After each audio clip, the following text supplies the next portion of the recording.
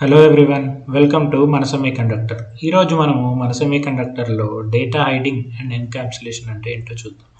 ఇది మనకి system Verilog సిరీస్లో వస్తున్న one of the topic and ఇది ఊప్స్ కాన్సెప్ట్లో one of the basic fundamental concept అనమాట. Inheritance and polymorphism, encapsulation, data hiding అనేవి మన ఊప్స్లో ఉండే ఇంపార్టెంట్ టాపిక్స్. సో ఇక్కడ ఎన్క్యాప్సులేషన్ అంటే ఏంటి అని అంటే, ఇప్పుడు డేటా హైడింగ్ అంటే ఏంటి అని అంటే, మనకి క్లాస్లో కొన్ని మనము ప్రాపర్టీస్ రాస్తాం. అంటే ఇంట్ కానీ అవి మనము డేటా టైప్స్ మనము ఇస్తాము, ఆ వేరియబుల్స్ కదా, డేటా అని అంటాం దాన్ని. అండ్ మనకి ఫంక్షన్ అండ్ టాస్క్ అని మెథడ్స్ అని ఉంటాయి. సో ప్రాపర్టీస్ అండ్ మెథడ్స్ అని అయితే ఉంటాయి. మన క్లాస్లో ఉండే ఆ ప్రాపర్టీస్ మనకి బయట కూడా అవైలబుల్ అయ్యి ఉంటాయన్నమాట. అంటే క్లాస్లోనే కాకుండా మనము క్లాస్ బయట కూడా దాన్ని యాక్సెస్ చేసి హ్యాండిల్ ద్వారా దాన్ని మార్చడం కానీ అవి కానీ ఇవి కానీ చేయొచ్చు. సో అలా ప్రతిసారి ఉండటం మంచిది కాదు.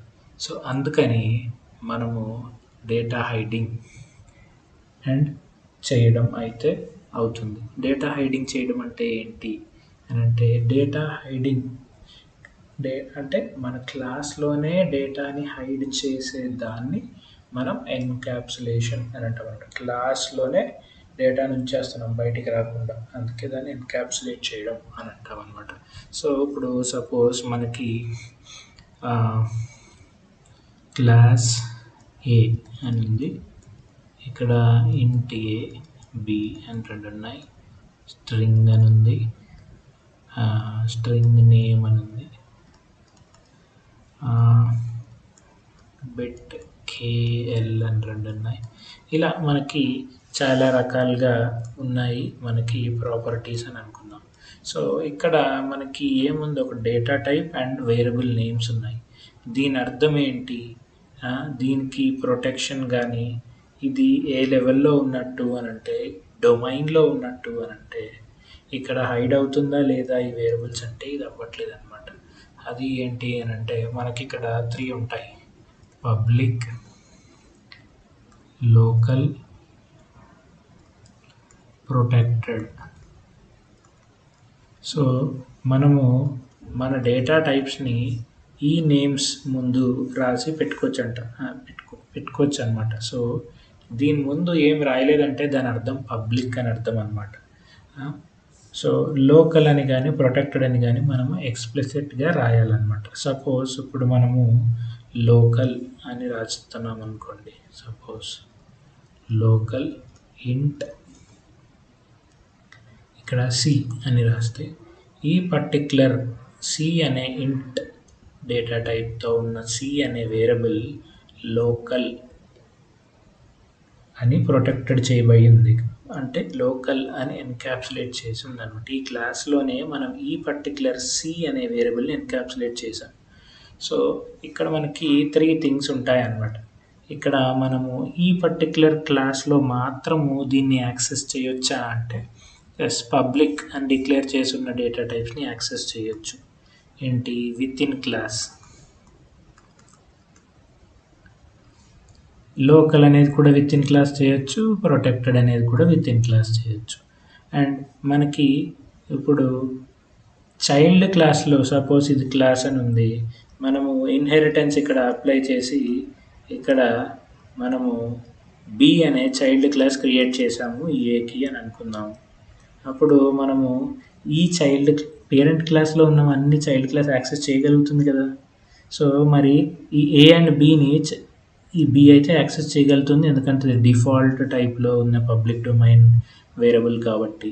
అదే మరి లోకల్తో ఉన్నది చేయగలుగుతుందా అంటే నో. ఇది ఎస్, చైల్డ్ క్లాస్ హ్యాండిల్స్ దీనికి ఈ పర్టికులర్ వేరియబుల్ కనపడవన్నమాట.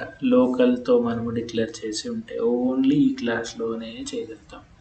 అదే ప్రొటెక్టెడ్తో మనం చేసి ఉంటే, సపోజ్ PROTECTED ప్రొటెక్టెడ్ ఇంట్ అని ఏదైనా ఇచ్చుకోవచ్చు స్ట్రింగ్. ఇక్కడ నేను ఇంట్ ఇస్తున్నాను, డి అని ఇస్తే ఈ ప్రొటెక్టెడ్ అనే పర్టికులర్ వేరియబుల్ చైల్డ్ క్లాస్తో మనకి హ్యాండిల్తో యాక్సెస్ చేయొచ్చు, మ్యానిపులేట్ చేయొచ్చు అనమాట.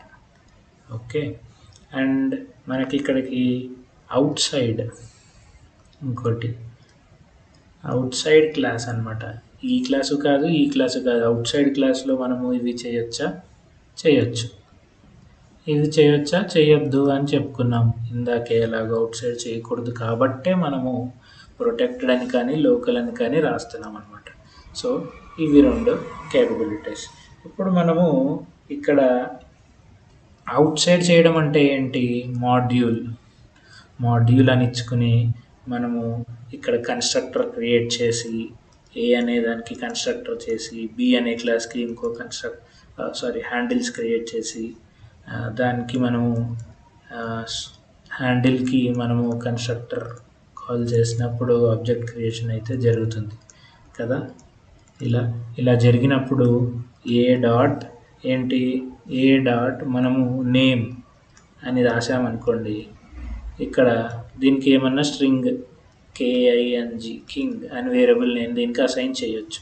అదే ఏ డాట్ సి, ఇక్కడ సి వేరియబుల్ ఉంది కదా, a dot C is equal to 10 అని ఇచ్చాను అనుకోండి, నాకు కంపైలేషన్ ఎర్రర్ అయితే వస్తుంది. ఎందుకంటే ఈ వేరియబుల్ లేదు, ఎందుకంటే బయట కదా, ఇది మనం మాడ్యూల్ లోపల చేస్తున్నాం. ఇదంతా మాడ్యూల్ లోపల, క్లాస్ లోపల చేయట్లేదు.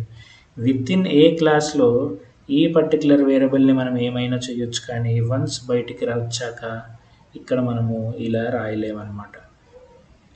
ఒకవేళ ఏమన్నా రాయాలన్నా ప్రింట్ చేయాలన్నా మనమైతే దీనికి చేయలేమన్నమాట. సో సపోజ్ ఇప్పుడు ఈ వేరియబుల్కి డేటా ఎలా పంపిస్తాము అని అన్నారు అనుకోండి, ఇక్కడ మన క్లాస్ లోపలే మనము ఇది కాల్ చేసుకోవచ్చు కదా. ఏంటి, మనం ఆల్రెడీ చూసాం వాల్యూస్ ఎలా పంపిస్తాము, కన్స్ట్రక్టర్ అనే క్లాస్లో మనం చూసాం. ఏంటి, ఫంక్షన్ న్యూ వేరియబుల్స్, ఇక్కడ ఆర్గ్యుమెంట్స్ ఇవ్వచ్చు కదా, అండ్ ఫంక్షన్.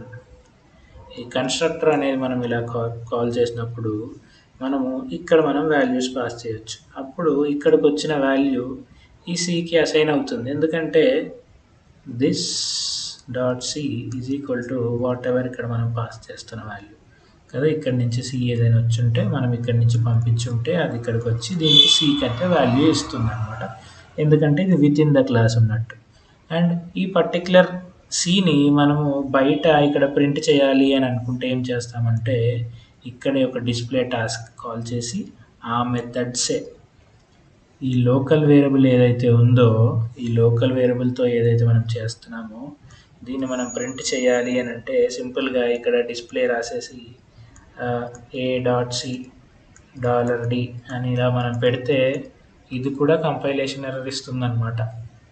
దీన్ని మనము అంటే ఈ సి వాల్యూ ఏముందో మనం చూడాలి అని అంటే, ఈ లోకల్ అని డిక్లేర్ చేసి ఉంది కాబట్టి సి వాల్యూ చూడాలి అంటే ఈ క్లాస్ లోపలే మెథడ్స్ రాయాలి డిస్ప్లే చేయడానికి కోసం.